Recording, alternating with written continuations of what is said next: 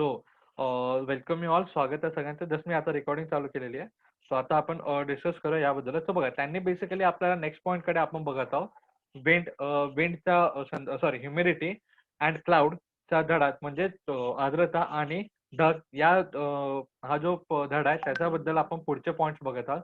तर पुढच्या पॉईंट्समध्ये बेसिकली आपण दोन एक्सपेरिमेंट करत आहोत. त्याच्यामध्ये की कुकरची शिट्टी काढून आपण त्याच्याभोवती एक पातेलं किंवा आपण म्हणू शकतो एक परात टाइप, आपण एक पॅन टाइप त्याच्याजवळ पकडलेलं आहे. ओके. सो ह्याच्याऐवजी आपण दुसरा पण एक काम करत होतो, की जेव्हा आपण घरी पाणी उकळतो, आता पावसाचे दिवस आहेत, जेव्हा आपण पाणी उकळतो, तर त्या टोपाच्या वरती जो आपण झाकण ठेवतो, त्या झाकणावर जर आपण ऑब्झर्व्ह केलं, तर आपल्याला काय आढळून येईल? तर त्याच्यावरती पाण्याचे काही छोटे-छोटे बिंदूस, खूप असे बिंदूस आपल्याला आढळून येईल. त्यात हा एक पहिला एक्सपेरिमेंट झाला. आणि दुसरा एक्सपेरिमेंट आपण काय बघू शकतो? तर दुसरा एक्सपेरिमेंट आपण हा बघू शकतो, की एका ग्लासमध्ये कोणत्या ग्लासमध्ये बरं? काचेच्या ग्लासमध्ये किंवा नॉर्मल आपण स्टीलच्या ग्लासमध्ये सुद्धा जर आपण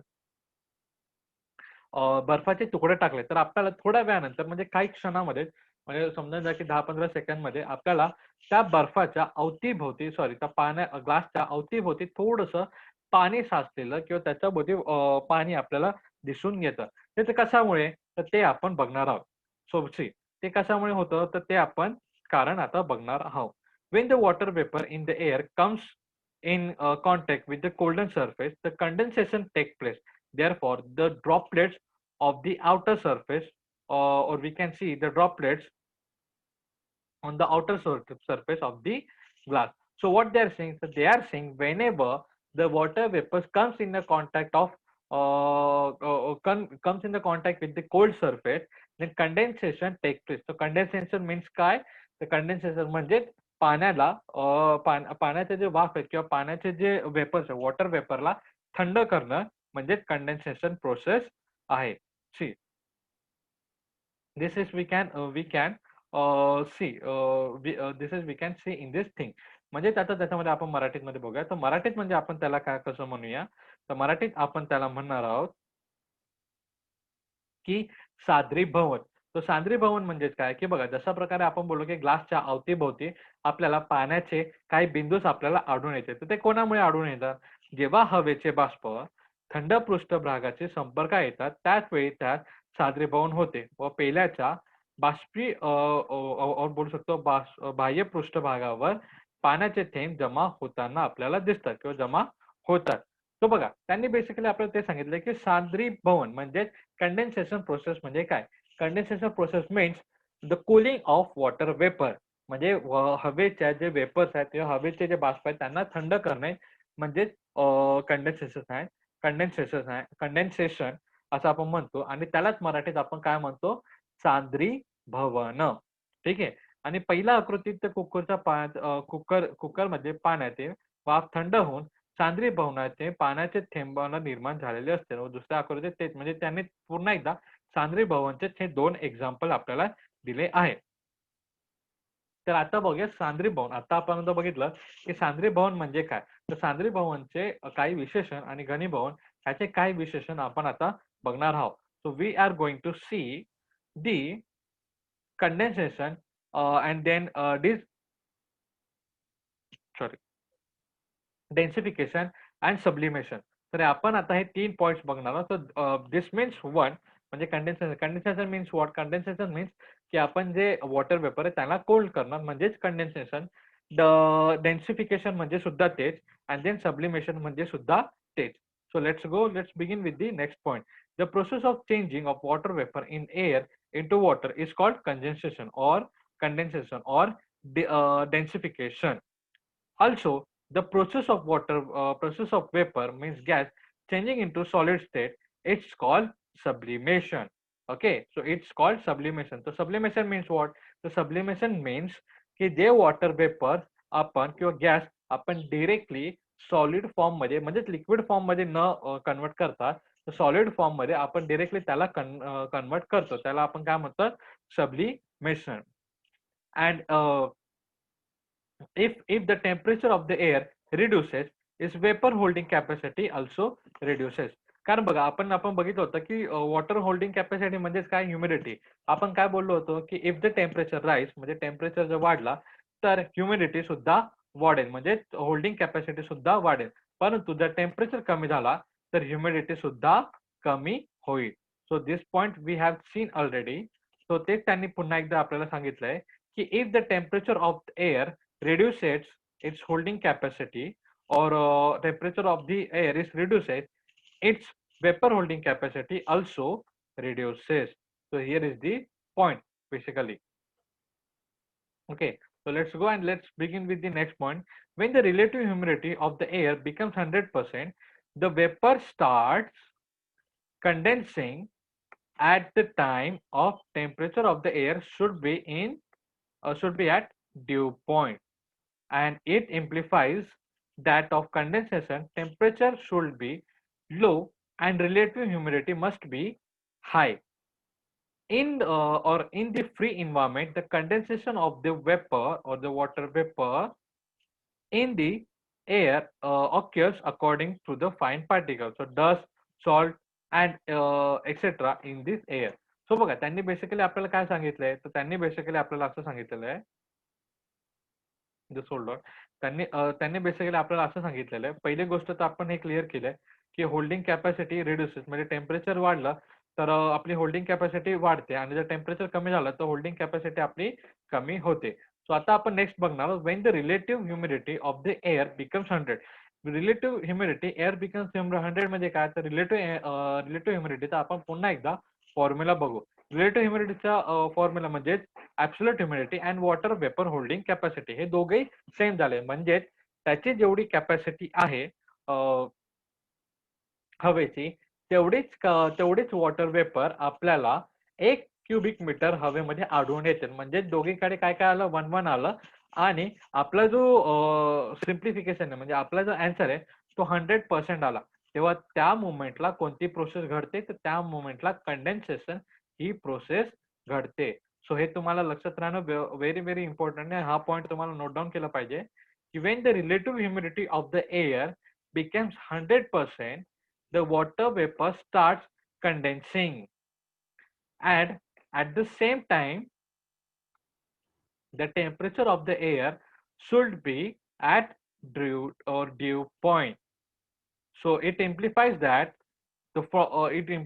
for condensation the temperature should be low and relative humidity must be high. So dew point चा अर्थ काय, dew point चा अर्थ हे की तो जो टेम्परेचर आहे तो कमी असायला हवा, कारण आपल्या सगळ्यांना माहिती आहे की जर टेम्परेचर वाढला तर ह्युमिडिटी वाढते, राईट, आणि टेम्परेचर कमी झाला तर ह्युमिडिटी कमी होते.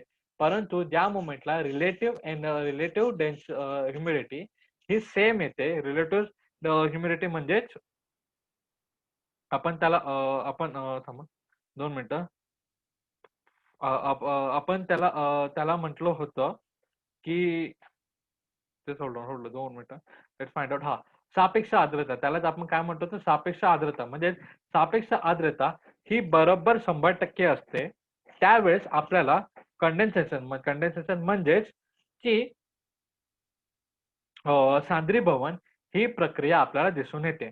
तर पुन्हा एकदा आपण सांद्रीभवन म्हणजे काय ते आपण बघूया. तो वातावरणातील वायुरूप बाष्पाचे जलरूपातून परिवर्तन होण्याच्या क्रियेला सांद्रीभवन असे म्हटले जाते. तसेच वातावरणाचे बाष्पाचे घनरूपात परिवर्तन होण्याच्या क्रियेला घनीभवन म्हणजेच सब्लिमेशन आपण बोलू शकतो. हवेचे तापमान कमी झाल्यास हवेचे बाष्पधारता कमी होते. जसं आपण बोललो होतो की तापमान जर कमी झालं तर त्याची होल्डिंग कॅपॅसिटी म्हणजेच बाष्प धारण करण्याची जी ताकद आहे, धारण क्षमता, ती कमी होऊन जाते. हवेचे सापेक्ष आर्द्रता 100% झाल्यास, ओके बघा, हवेचे सापेक्ष आर्द्रता 100% झाल्यास त्यात सांद्रीभवन होऊन त्यावेळी हवा ड्यूबिंदू निर्माण पातळीला असणे आवश्यक असते. म्हणजेच काय ड्यू पॉइंट म्हणजे काय, तर ड्यू पॉइंट म्हणजे आपण माहिती होतं की आपल्याला वॉटर वेपर हे बेसिकली कसे असतात, वॉटर वेपर हे जसे थंड सरफेसला जसे टच होतात त्याच मुवमेंटला ते एक्झॅक्टली लिक्विफाईड व्हावं लागतात, म्हणजे ते पाण्यामध्ये रूपांतर होऊ शकतात. तर आपल्याला नेहमी सांद्रीभवन होण्यासाठी जो तापमान आहे तो म्हणजे वॉटर वेपरचा तापमान, ओके. तो वॉटर वेपरचा तापमान हा आपल्याला द्रवबिंदू तापमान पातळीवर म्हणजेच आपल्याला समथिंग 0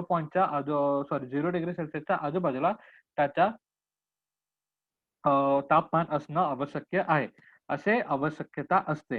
नंतर सांद्रीभवनासाठी तापमान कमी होणे व सापेक्ष आर्द्रता वाढवणे या बाबी आवश्यकता असते. मोकळ्या वातावरणात हवेचे बाष्पीभवन सांद्रीभवन वातावरणात सूक्ष्म कणांभोवती म्हणजे धुलीकरण किंवा क्षार इत्यादी होते. म्हणजे आपण बघू शकतो की नॉर्मल जेव्हा एअर टेम्परेचर असतो किंवा वातावरणामध्ये आपण म्हणतो in the free environment the condensation of the water vapour in the air occurs around the fine particles. So म्हणजे आपल्याला हे कंडेन्सेशन जी प्रोसेस आहे जेव्हा आपण खुल्या हवेत असतो तेव्हा आपल्याला खूप छोट्या छोट्या पार्टिकल जे छोटे छोटे पार्टिकल्स असतात म्हणजे डस्ट पार्टिकल किंवा सॉल्ट पार्टिकल त्याच्या आजूबाजूला घडलेल्या आपल्याला दिसून येते. ओके, ह्याच्यात कोणाला काय पॉइंट म्हणजे ह्याच्यात कोणाला काय डाऊट वगैरे काही? ओके. तर जसं आपण जनरली आपण बोललो होतो, की लाइक पाण्याची वाफ जसं आपण पावसाची जी प्रोसेस सायकल ऑफ रेन जर आपल्याला आठवत असेल, तर पाण्याची वाफ समुद्राच्या पाण्याची वाफ ही थंड होते, ते वरती जाते सॉरी समुद्राचं पाणी गरम होतं. गरम झाल्यानंतर त्याची वाफ वरती जाते आणि वरती झाल्यानंतर थंड होते. तर ती जी थंड होणारी प्रोसेस आहे, म्हणजे पाण्याची वाफ जी थंड होण्याची प्रोसेस आहे, त्याला आपण कंडेन्सेशन असं म्हणतो. तर कंडेन्सेशनचे वेगवेगळे प्रमाण कसे आहेत? तर ड्यू म्हणजे दव वगैरे आपल्याला बघा उन्हाळ्यामध्ये सॉरी उन्हाळ्यात नाही, तर बेसिकली आपल्याला जास्त करून हिवाळ्यामध्ये आणि पावसाळ्यामध्ये कोणत्या ठिकाणी किंवा हिवाळ्यात तर आपल्याला जनरली आपल्या रोडवर सुद्धा आपल्याला फॉग वगैरे दिसतो. फॉग म्हणजे बघा धुका वगैरे आपल्याला आढळून येतं. तर धुका म्हणजे काय? धुका म्हणजे आपल्या वातावरणातलं पाणी किंवा आपल्या हवेमध्ये असणारं पाणी हा जास्तीत जास्त थंड होऊन तो खाली आलेला आहे. म्हणजे काय झालं त्याचं कंडेन्सेशन म्हणजेच म्हणजे त्याचं कंडेन्सेशन झालेलं आहे. कंडेन्सेशन म्हणजे त्याचा सांद्रीभवन झालेलं आहे. तर आता पुढे बघूया next point that is types of cloud. So types of cloud बद्दल आपण आता बोलणार आहोत.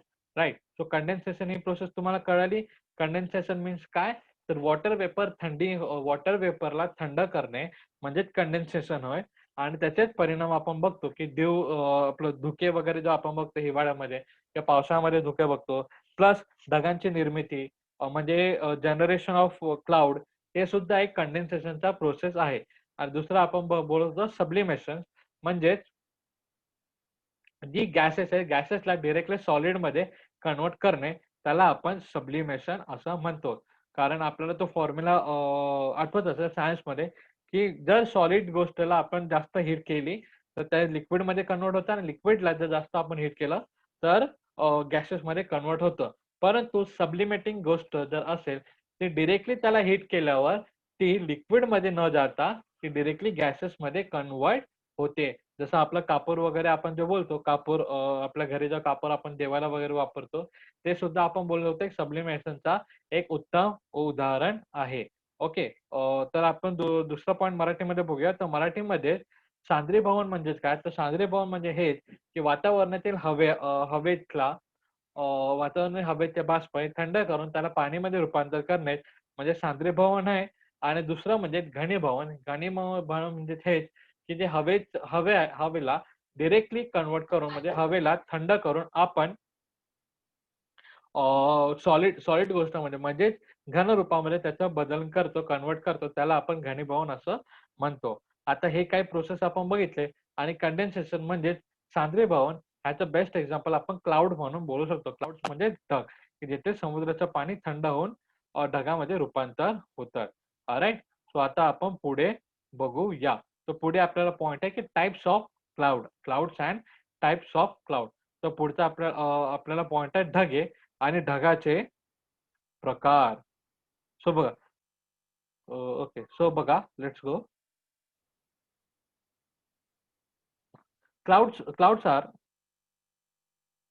Clouds are form of condensation at the higher elevation. तर आपल्याला ऑलरेडी आपल्याला कळालं की सांद्रीभवनमुळे बघा सांद्रीभवनमुळे ढगांची निर्मिती होते हे आपल्याला एकदा क्लिअर झालेलं आहे. तर ढग कशामुळे निर्माण होतात? तर ढग सांद्रीभवनमुळे निर्माण होतात. सांद्रीभवन म्हणजे हा वेगळा मोठा दुसरा शब्द नाहीये. तर आपण जे वॉटर वेपरला थंड होऊन जे हवेमध्ये रूपांतर म्हणजे जे एक लिक्विडमध्ये रूपांतर होतं त्यालाच आपण सांद्रीभवन असं म्हणू शकतो किंवा बेसिकली गरम हवेला म्हणजे वॉटर वेपरला थंड करण्याला आपण कंडेन्सेशन म्हणजे सांद्रीभवन असं म्हणू शकतो. So condensation occurs around the minute particles in the atmosphere.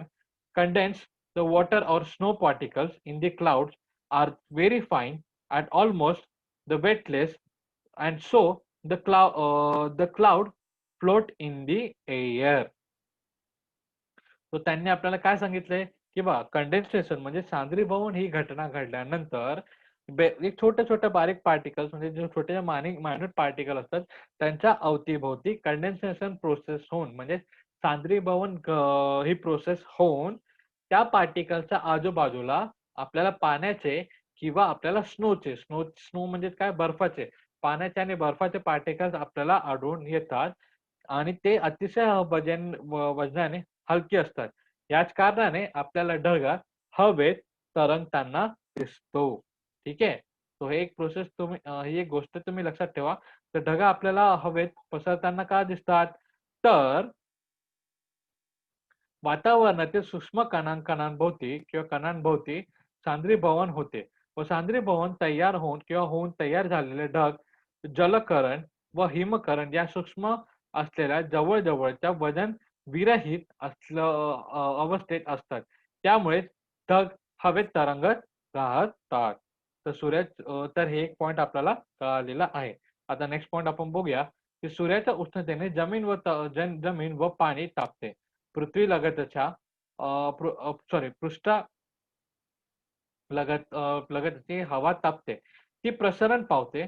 हवेची घनता कमी होते व गरम हवा उंचावर जाऊ लागते. उंचावर जाताना हवेचे तापमान कमी झाल्यामुळे हवेची बाष्पीभवन क्षमता कमी होते व सापेक्ष आर्द्रता वाढत जाते आणि या व हवेच्या बाष्पीचे जलकरणात व हिमकरणात रूपांतर होते व ही त्या हवेचे बिंदू तापमान पातळी असते. हवेच्या बाष्पाच्या तापमान सांद्रीभवन पातळी ठरते. नंतर दवबिंदू नंतर दवबिंदू तापमान पातळी देखील उंची व बाष्प यांच्या प्रमाणावर ठरते. हे लक्षात घ्या. तर त्यांनी बेसिकली आपल्याला काय सांगितलं तर दे आर टेलिंग अस की कंडेन्सेशन ह्या प्रोसेसने जशा प्रकारे हवेच्या लहान लहान पार्टिकल हवेमध्ये जे लहान लहान पार्टिकल असतात त्याच्या अवतीभोवती कंडेन्सेशन प्रोसेस होते आणि म्हणजेच सांद्रीभवन ही घटना घडते आणि त्या पार्टिकलच्या आजूबाजूला आपल्याला पाणी साठलेलं आढळून येतं. तर ते पाणी अतिशय हलकं असल्या कारणाने किंवा ते कण अतिशय हलके असल्याने आपल्याला हवा नाही आपल्याला ढग हे आकाशामध्ये म्हणजे मीन्स क्लाउड हे आकाशामध्ये आपल्याला उडताना दिसतात. परंतु हे उडताना जातं हे एक पॉइंट आपला क्लिअर झाला. तर दुसरा पॉइंट त्यांनी आपल्याला हे सांगितलं जेव्हा उन्हामुळे because of the sun due to sun अर्थचा जो तापमान आहे अर्थचा तापमान म्हणजे पाण्याचं तापमान समुद्र वगैरे आपण नदी नाले त्याच्याबद्दल बोलतोय तलाव त्याचं तापमान आणि प्लस जमिनीचं तापमान हे हळूहळू वाढत जातं आणि इव्हापोरेशन प्रोसेस ही ही घडत असते म्हणजे इव्हापोरेशन प्रोसेस इज टेकिंग प्लेस. तर हवा जसे गरम असते तसे ती हलकी असते आणि ती वर जाताना म्हणजे आकाशाकडे जाताना हळूहळू ती थंड होत जाते. तर हळूहळू जसे आपले टेम्परेचर थंड होत जाते म्हणजेच काय होतं त्याचा टेम्परेचर हा कमी होत जातो आणि टेम्परेचर कमी झाला तर ह्युमिडिटी कशी राहील जास्त की कमी? Who will tell me? Shivkumar Mishra tell me.